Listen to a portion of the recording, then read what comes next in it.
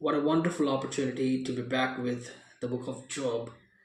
And last time we have seen about Job and his character in the sight of God.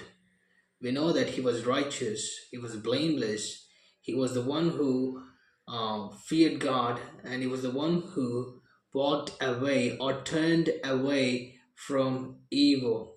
So we know that this is the character of Job in the sight of God. Now, we know that we can see about Job in the book of Job, chapter 1.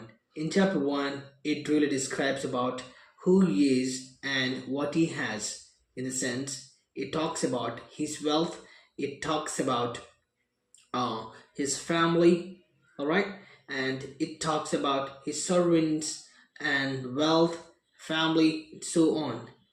So now we can see that one day Satan presents himself in heaven in front of God. So now we know that um, Satan just roams around and he comes to God, and God just asks the question to Satan, Satan, do you know my servant Job?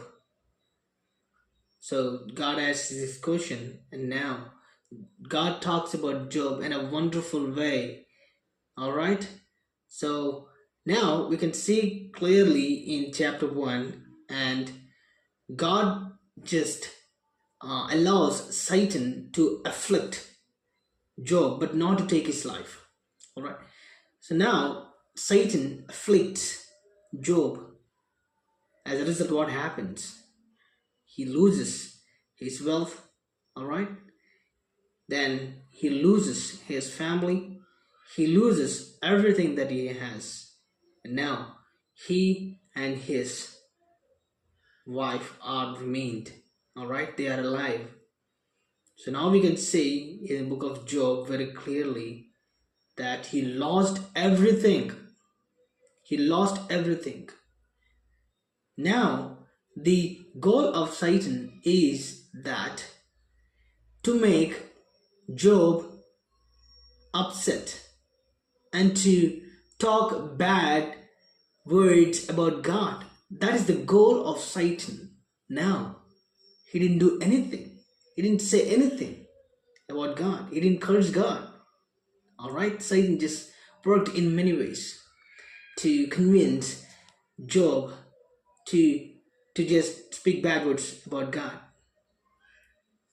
So now we know that very verse called 20. She lost everything,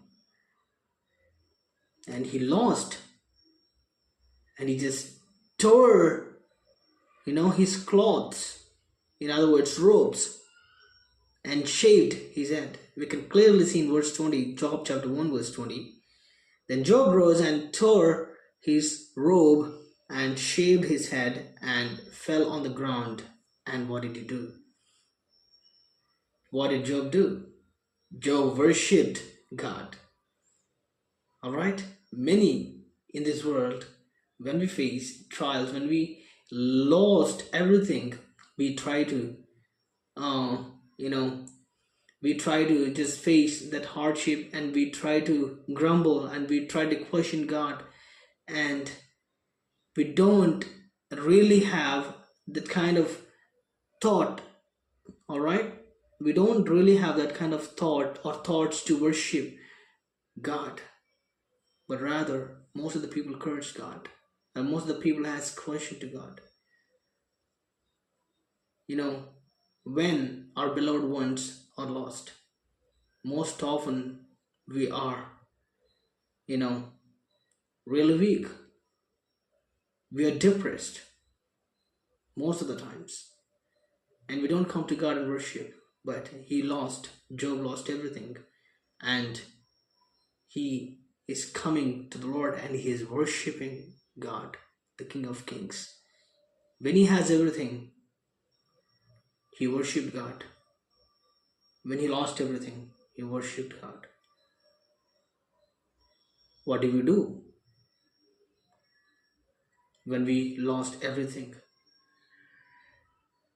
When we lost, or when we lose something, in our lives, which is also precious, even our family members.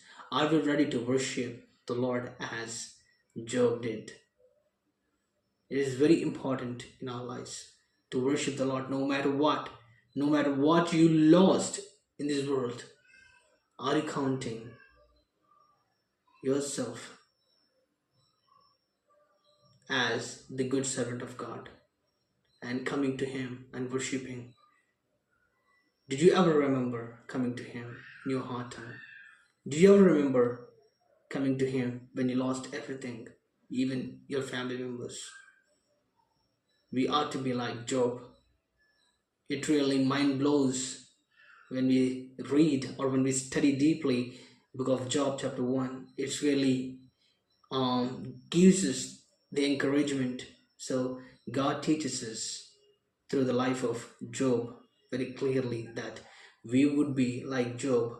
When we lost everything, we need to come to Him and worship Him. So humanly speaking, we are so tired and we are so depressed and we are so anxious and we are so like um troubled inside. But God expects us to like worship Him and adore Him even in the hard times. So Job worshipped God in his hard time. So are we really worshiping God in our hard times? Even though the condition of Job was really not well, but he could come to God and he could worship God. So let us all be like Job. When we lost everything, we need to come to Him and worship Him and Him alone. Thank you so much, guys.